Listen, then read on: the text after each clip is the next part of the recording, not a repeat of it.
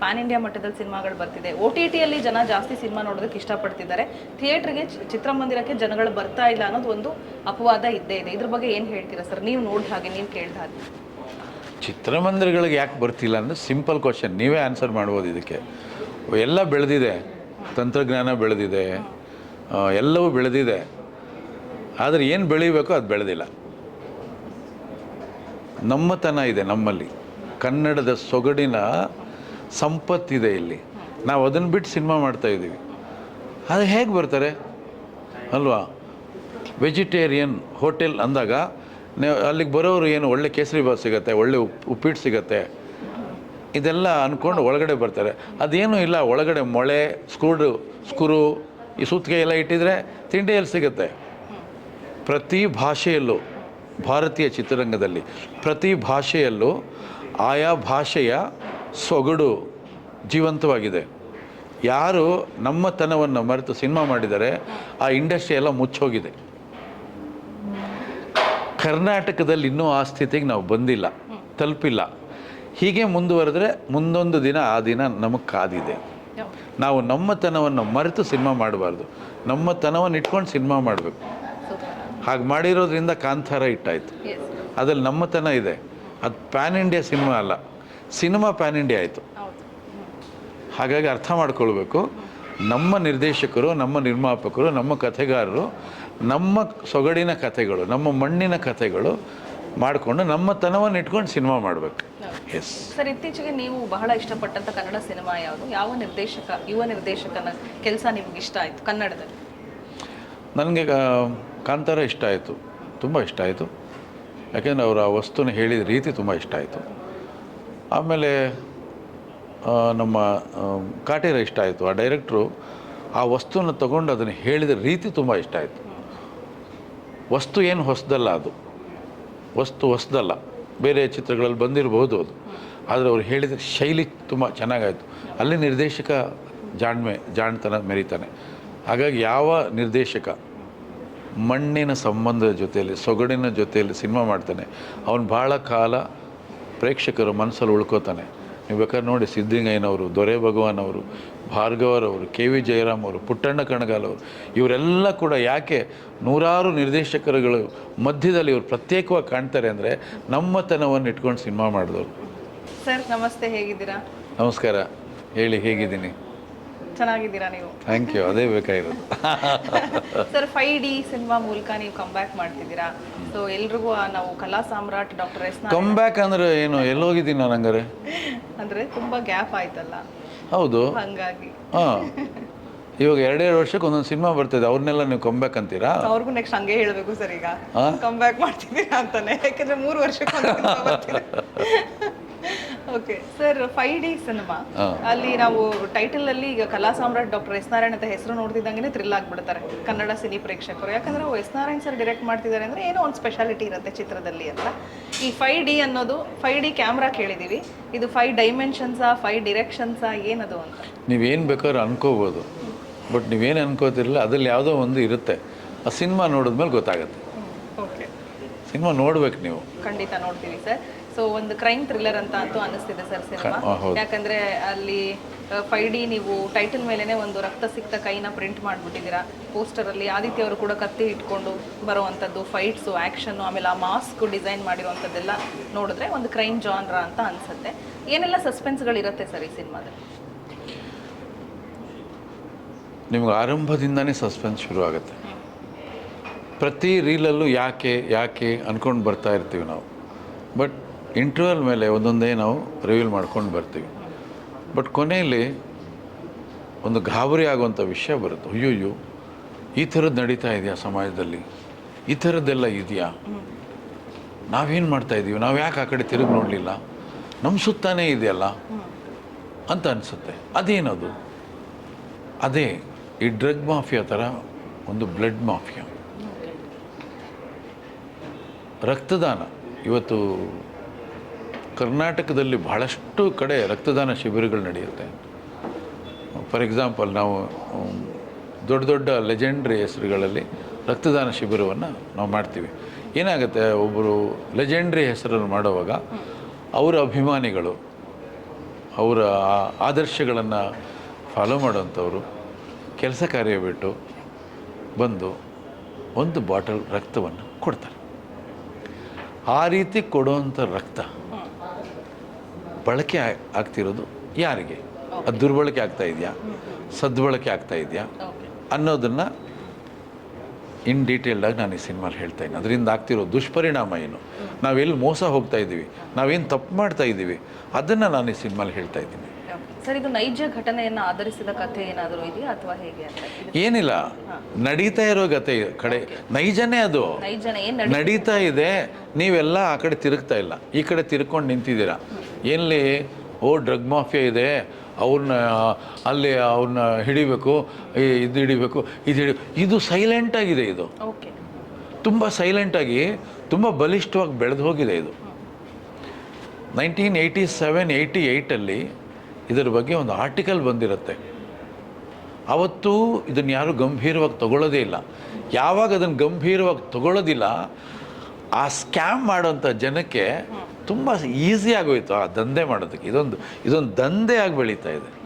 ಇದನ್ನು ಇವತ್ತು ನಮ್ಮ ಸಿನಿಮಾ ಮುಖಾಂತರ ಹೇಳಿದ್ದೀವಿ. ಪ್ರತಿಯೊಬ್ಬ ನಾಗರಿಕ ಎಚ್ಚೆತ್ಕೊಳ್ಬೇಕು. ನಮ್ಮ ರಕ್ತ ನಾವು ದುಡಿದು ಸಂಪಾದನೆ ಮಾಡಿ ನಮ್ಮ ದೇಹದಲ್ಲಿ ರಕ್ತವನ್ನು ಶೇಖರಣೆ ಮಾಡಿದ್ದೀವಿ. ಅದನ್ನು ನಾವು ಒಬ್ಬರಿಗೆ ಉಚಿತವಾಗಿ ಕೊಡ್ತೀವಿ. ಉಚಿತವಾಗಿ ಕೊಡೋದಕ್ಕೆ ಮತ್ತು ನಾವು ಹಣ ಕೊಟ್ಟು ಮತ್ತೆ ಪಡ್ಕೋತೀವಿ. ಅದನ್ನ ಈ ಪ್ರಕ್ರಿಯೆ ಎಷ್ಟು ಚಂದ, ಸಿನಿಮಾ ನೋಡಿ ಗೊತ್ತಾಗುತ್ತೆ. ರಕ್ತದಾನಿಗಳು ಕೂಡ ಇವಾಗ ತುಂಬ ಎಚ್ಚರಿಕೆಯಿಂದ ರಕ್ತ ಕೊಡೋಕ್ಕಿಂತ ಮುಂಚೆ ಯೋಚನೆ ಮಾಡಿ ಕೊಡಬೇಕು ಅನ್ನೋದು. ನೀವು ಯೋಚನೆ ಮಾಡಿ, ನಾನೇನು ಹೇಳಕ್ಕೆ ಹೊರಟಿದ್ದೀನಿ ಅಂದರೆ, ನಾನು ರಕ್ತ ಕೊಡ್ತೀನಿ ಅಂದರೆ ಆ ರಕ್ತ ಯಾರಿಗೂ ಉಪಯೋಗ ಆಗ್ತಿದೆ ಅನ್ನೋ ಮಾಹಿತಿ ನನಗೆ ಗೊತ್ತಾಗಬೇಕು. ಅಷ್ಟೇ ನಾನು ಕೇಳೋದು.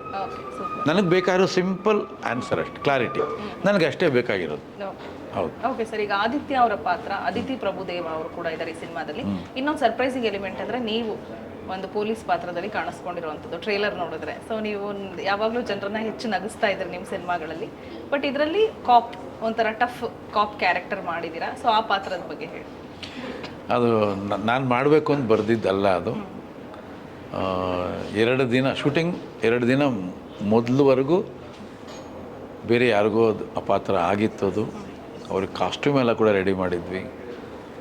ಕೊನೆ ಗಳಿಗೆಯಲ್ಲಿ ಆಗಲಿಲ್ಲ, ಅವ್ರ ಡೇಟ್ ಆಗಲಿಲ್ಲ, ನಾನು ಶೆಡ್ಯೂಲ್ ಪೋಸ್ಟ್ಪೋನ್ ಮಾಡೋಕ್ಕಾಗಲಿಲ್ಲ.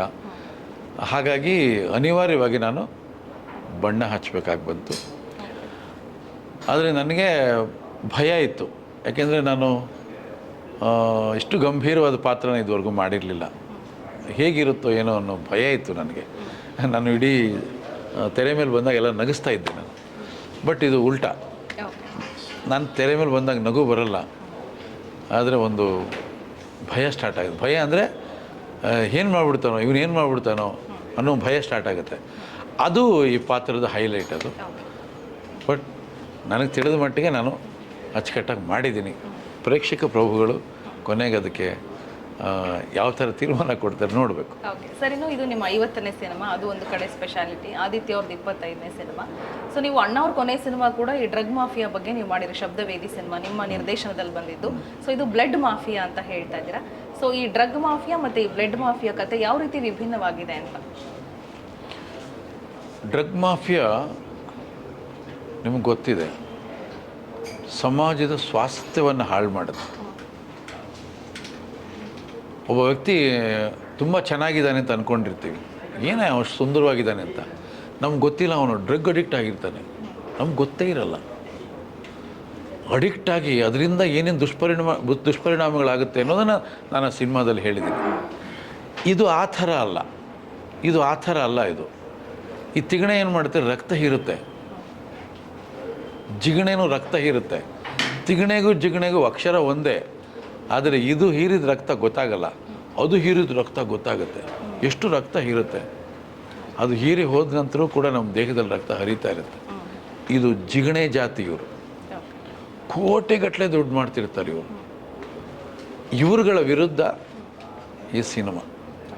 ಸರ್, ನೀವು ಲೈವ್ ಆಗಿ ಏನಾದರೂ ಈ ಥರದ್ದು ಕಂಡು ಬಂದಿದೆಯಾ? ಅಂದರೆ ಈ ಬ್ಲಡ್ ಮಾಫಿಯಾನ ನೀವೆಲ್ಲಾದರೂ ನೋಡಿರೋದು ಅಥವಾ ನಿಮ್ಮ ಗಮನಕ್ಕೆ ಬಂದಿರೋವಂಥದ್ದು ಏನಾದರೂ ಇನ್ಸಿಡೆಂಟ್ಸ್ ಇದಾವ ಅಂತ? ಅದೇನಾಗ್ತದೆ ಅಂದರೆ ಒಂದಕ್ಕೊಂದು ಲಿಂಕ್ ಆಯಿತು ಅಂದ್ಕೊಳ್ಳಿ. ನಾಳೆ ನಮ್ಮನ್ನು ಕರ್ಕೊಂಬರ್ದು ಯಾರಾದರೂ, ಸರ್ ಅದೇನೋ ಹೇಳಿದಲ್ಲ ಸ್ವಲ್ಪ ಹೇಳಿ ತೋರಿಸಿ ಅಂದರೆ ಏನು ಮಾಡಲಿ ನಾನು? ನನ್ನ ಕೆಲಸ ಮಾಡ್ಬಿಟ್ಟು ಅದನ್ನು ಮಾಡೋಕ್ಕೆ ಹೋಗ್ಬೇಕು ನಾನು. ಸಿನಿಮಾ ನೋಡಿ ನೀವು, ಯಾರಿಗಾರು ನಿಮಗೆ ಸಮಾಜದ ಬಗ್ಗೆ ಜವಾಬ್ದಾರಿ ಇದ್ದರೆ ಸಿನಿಮಾ ನೋಡಿ, ನಿಮ್ಮ ಕೆಲಸ ನೀವು ಮಾಡಿ. ನಾನು ಹೇಳ್ತಾ ಇದ್ದೀನಿ ಅಲ್ಲೆಲ್ಲೋ ರಸ್ತೆಯಲ್ಲಿ ಗುಂಡಿ ಬಿದ್ದಿದೆ ಅಂತ, ನಾನು ಹೇಳ್ಬೋದು ಅಷ್ಟೇ. ಗುಂಡಿ ಮುಚ್ಚೋ ಕೆಲಸ ನಿಮ್ಮದು, ಡಾಂಬರು ಸಿಮೆಂಟು ನಾನು ತಂದು ಕೊಡೋಕ್ಕಾಗಲ್ಲ. ಹಾಗಾಗಿ ಅದ್ರ ಬಗ್ಗೆ ಯಾರು ಜವಾಬ್ದಾರಿ ಇದ್ದಾರೆ, ಅದಕ್ಕೆ ಇದು ಇಲಾಖೆಗಳಿದೆಯಲ್ಲ, ಮಾಡಲಿ ಆ ಕೆಲಸನ. ಓಕೆ ಸರ್, ಇನ್ನು ನೀವು ಹೇಳಿದ್ರೆ ಈ ಕತೆ ನನ್ನ ಹತ್ರ ಬಂದಾಗ ನಂಗೆ ತುಂಬ ಇಷ್ಟ ಆಯಿತು, ಇಂಪ್ರೆಸ್ ಆಗಿ ಇದ್ರ ನಿರ್ದೇಶನ ನಾನು ಮಾಡಿದೆ ಅಂತ ಅಂದ್ಬಿಟ್ಟು. ಸೊ ಕತೆ ಫಸ್ಟು ಅವರು ನಿಮ್ಮ ಹತ್ರ ತೊಗೊಂಡು ಬಂದಾಗ, ಫಸ್ಟು ನೀವು ಆ ಕತೆ ಕೇಳಿದಾಗ ನಿಮ್ಮ ಮೈಂಡಿಗೆ ಬಂದಂಥ ಥಾಟ್ ಏನು? ವಸ್ತು ಚೆನ್ನಾಗಿತ್ತು, ಬಟ್ ಸಿನಿಮಾ ಮಾಡೋಕ್ಕಾಗತ್ತಾ ಅನ್ನೋದು ನಂಗೆ ಡೌಟ್ ಇತ್ತು. ಯಾಕೆಂದರೆ ಸಿನಿಮಾ ಮಾಡಬೇಕಾದ್ರೆ ಅದಕ್ಕೆ ಊರಣ ಸಾಲದು. ಸಿನಿಮಾ ಮಾಡಬೇಕಾದ್ರೆ ಅದು ಸಿನಿಮಾಗೆ ಒಂದಷ್ಟು ಕಂಟೆಂಟ್ ಬೇಕು. ತುಂಬ ಸಣ್ಣ ಕಂಟೆಂಟ್ ತಂದರು. ನಾನು ಒಂದು 2 ದಿನ ಟೈಮ್ ತೊಗೊಂಡೆ, ಇದು ಹೆಂಗೆ ಮಾಡೋದು ಯೋಚನೆ ಮಾಡೋಣ ಅಂಥೇಳಿ. ಆಮೇಲೆ ವಸ್ತು ಚೆನ್ನಾಗಿರೋದ್ರಿಂದ ಅದಕ್ಕೆ ಸ್ಕ್ರಿಪ್ಟ್ ಮಾಡೋಣ ಅಂತ ಅನ್ನಿಸ್ತು. ಕೂತ್ಕೊಂಡು ಸ್ಕ್ರಿಪ್ಟ್ ಮಾಡಿದ್ಮೇಲೆ ಸಿನಿಮಾಗೆ ಏನು ಬೇಕೋ ಎಲ್ಲ ಮೆಟೀರಿಯಲ್ಗಳನ್ನು ಅದರೊಳಗಡೆ ಹಾಕಿದ್ವಿ ನಾವು. ಸರ್, ಇನ್ನು ಈ ಚಿತ್ರದ tag line the Hunt begins ಅಂತ ಇದೆ. ಅಂದ್ರೆ ಈ ಮಾಫಿಯಾ ಯಾರ್ಯಾರು ಈ ಮಾಫಿಯಾದಲ್ಲಿ ಇನ್ವಾಲ್ವ್ ಆಗಿದ್ದಾರೆ, ಸೊ ಅವರ ವಿರುದ್ಧ ಹೋರಾಡಬೇಕು ಅನ್ನೋ ಕಾರಣಕ್ಕೆ ಅದೊಂದು ಟ್ಯಾಗ್ ಲೈನ್ ಕೊಟ್ರ, ಅಂದ್ರೆ ನಾಯಕ ಅವ್ರ ವಿರುದ್ಧ ಹೋರಾಡ್ತಾನೆ ಅನ್ನೋ ನಿಟ್ಟಿನಲ್ಲಿ. ಇಲ್ಲ ಇಲ್ಲ ಇಲ್ಲ ಇಲ್ಲ, ನಾಗರಿಕ ಹೋರಾಡಬೇಕು, ನಾಯಕ ಅಲ್ಲ. ಇದು ಒಂದು ಸಿನಿಮಾ ಅಲ್ಲ, ಅದು ಒಂದು ಸಿನಿಮಾ ಅಲ್ಲ, ಒಂದು ಎಚ್ಚರಿಕೆ ಗಂಟೆ. ಇದು ಪ್ರತಿಯೊಬ್ಬ ನಾಗರಿಕ ಹೋರಾಡಬೇಕು. ನಿಮ್ಮ ಜವಾಬ್ದಾರಿ ಅದು, ಜನಗಳ ಜವಾಬ್ದಾರಿ, ನಿಮ್ಮ ಹಕ್ಕು, ನಿಮ್ಮ ಕರ್ತವ್ಯ, ವ್ಯವಸ್ಥೆಯ ಕರ್ತವ್ಯ. ನೀವು ಮಾಡಿ ಅದನ್ನು ನಾನು ನೆನಪು ಮಾಡಿಕೊಡ್ತಾ ಇದ್ದೀನಿ. ನೋಡಿ ಹೀಗಿದೆ ಹೀಗಿದೆ ಅಂತ, ನೀವು ಉಳಿದಿದ್ದ ಕೆಲಸ ನೀವು ಮಾಡಬೇಕು. ಅದನ್ನೇ ನಾನು ಹಾಕಿರೋ ಟ್ಯಾಗ್ಲೈನ್ ಅದು. ನಾಯಕ ಅನ್ನೋದು ನಾಗರಿಕ, ಪ್ರೇಕ್ಷಕ ಅಷ್ಟೇ, ಪ್ರೇಕ್ಷಕ, ಅವನ ಪ್ರತಿನಿಧಿ ಅವನು ಅಷ್ಟೇನೆ. ಸರ್, ಇನ್ನು ಮ್ಯೂಸಿಕ್ ಕೂಡ ನೀವೇ ಮಾಡಿದ್ದೀರಾ ಈ ಚಿತ್ರಕ್ಕೆ. ಯಾಕೆ ಇಷ್ಟ ಇಲ್ವ ನಿಮಗೆ? ಇಷ್ಟ ಇದೆ, ಅದಕ್ಕೆ ಕೇಳ್ತಿದ್ದೀನಿ ಹಾಡುಗಳು ಎಷ್ಟಿದೆ ಅಂತ. 2 ಹಾಡಿದೆ. ಹಾಡಿಗಾಗಲೇ ಜನಪ್ರಿಯತೆ ಆಗಿದೆ, ಎಲ್ರಿಗೂ ಇಷ್ಟ ಆಗಿದೆ, ಮೆಚ್ಕೊಂಡಿದ್ದಾರೆ. ಸೋನು ನಿಗಮ್ ಅವರು ಒಂದು ಹಾಡು ಹಾಡಿದ್ದಾರೆ. ನಾನು ಇನ್ನೊಂದು ಸಿನಿಮಾಗೆ ಮೊನ್ನೆ ಅವ್ರನ್ನೋದು ಭೇಟಿ ಆದಾಗ ನಾನು ನೋಡ್ತಿದ್ದಾಗೆ ಈ ಹಾಡನ್ನ 2 ಸಾಲುಗಳನ್ನು ಹಾಡಿ ನಾನು ವೆಲ್ಕಮ್ ಮಾಡಿದ್ರು ಅವರು.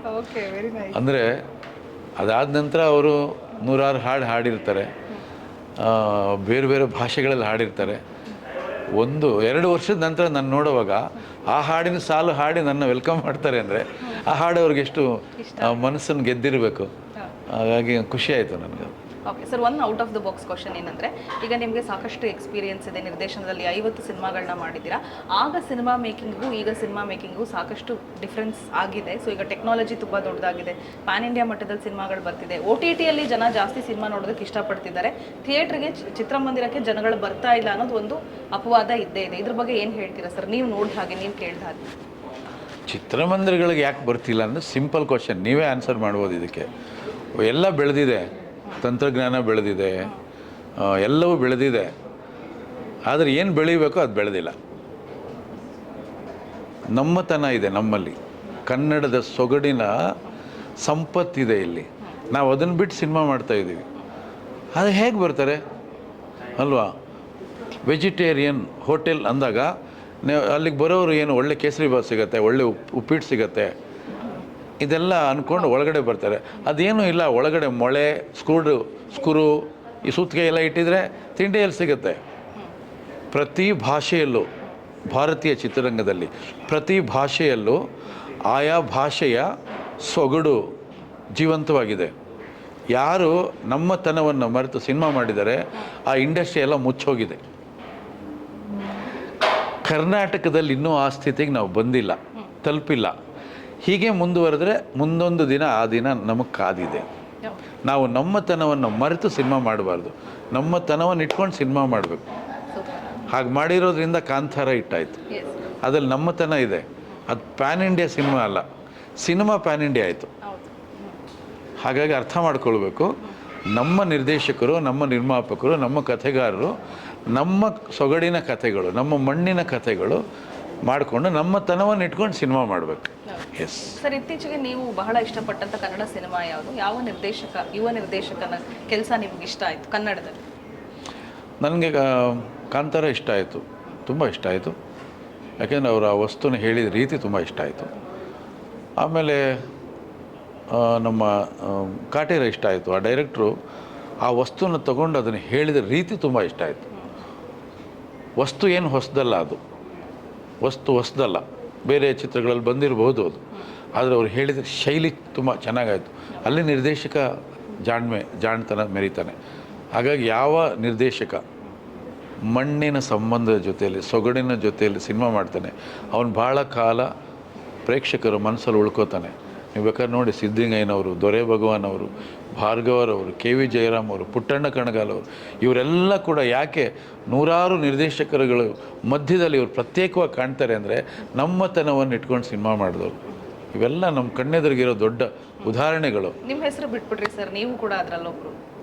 ನಾನು ಯಾಕೆ ನನ್ನ ಹೆಸರು ಹೇಳಿ, ಸರ್ ಹೋಯ್ತಲ್ಲ. ಅಲ್ಲ, ನೀವು ಕೂಡ ಹಾಗೆ ನಮ್ಗೆ ಅವರೆಲ್ಲ ಸ್ಫೂರ್ತಿ. ಅವರೆಲ್ಲ ಸಿನಿಮಾಗಳನ್ನು ನೋಡಿ ಸಿನಿಮಾ ಕಲಿತವ್ರು ನಾವು. ಓಕೆ ಸರ್, ಕೊನೆಯದಾಗಿ ನಿಮ್ಮ 5D ಸಿನಿಮಾ ಬಗ್ಗೆ ನಮ್ಮ ವೀಕ್ಷಕರಿಗೆ ಏನು ಹೇಳ್ತೀರಾ? ನನ್ನ 49 ಸಿನಿಮಾವನ್ನು ನನ್ನ 50ರ ಸಂಖ್ಯೆ ಮುಟ್ಟೋದಕ್ಕೆ ಪ್ರೇಕ್ಷಕರೇ ಕಾರಣ. ಇಷ್ಟು ವರ್ಷಗಳ ಕಾಲ ನನ್ನೆಲ್ಲ ಚಿತ್ರಗಳನ್ನು ಮೆಚ್ಚಿದ್ದಾರೆ. ಎಷ್ಟೋ ಸಲ ನನ್ನನ್ನು ಟೀಕೆ ಮಾಡಿದ್ದಾರೆ, ಎಷ್ಟೋ ಸಲ ನನ್ನನ್ನು ತಿರಸ್ಕಾರ ಮಾಡಿದ್ದಾರೆ, ಆದರೆ ನನ್ನ ಸದಾ ಪ್ರೀತಿ ಮಾಡ್ತಾಯಿದ್ದಾರೆ. 49 ಚಿತ್ರಗಳನ್ನು ಗೆಲ್ಲಿಸಿದೆ. ಅದರಲ್ಲಿ ಗೆಲುವು ತುಂಬ ಇದೆ. 49ರಲ್ಲಿ ಬಹುತೇಕ 80% ಗೆಲುವಿದೆ. ಆ ಗೆಲುವು ಅವರಿಂದನೇ ಆಗಿದ್ದು. ಹಾಗೆ 50ನೇ ಸಿನಿಮಾ ಅವರಿಗೆ ಸಮರ್ಪಣೆ. ಅವರು ಮಾಡಲಿಕ್ಕೆ ಆಗ್ತಾಯಿದ್ದೀನಿ. ನಿಮಗೆ ಸಮರ್ಪಣೆ. ಅದು ನಿಮ್ಮ ಸಿನಿಮಾ, ಇದು ನಿಮಗೋಸ್ಕರ ಮಾಡಿರೋ ಸಿನಿಮಾ, ನಿಮ್ಮ ಸಿನಿಮಾ. Thank you.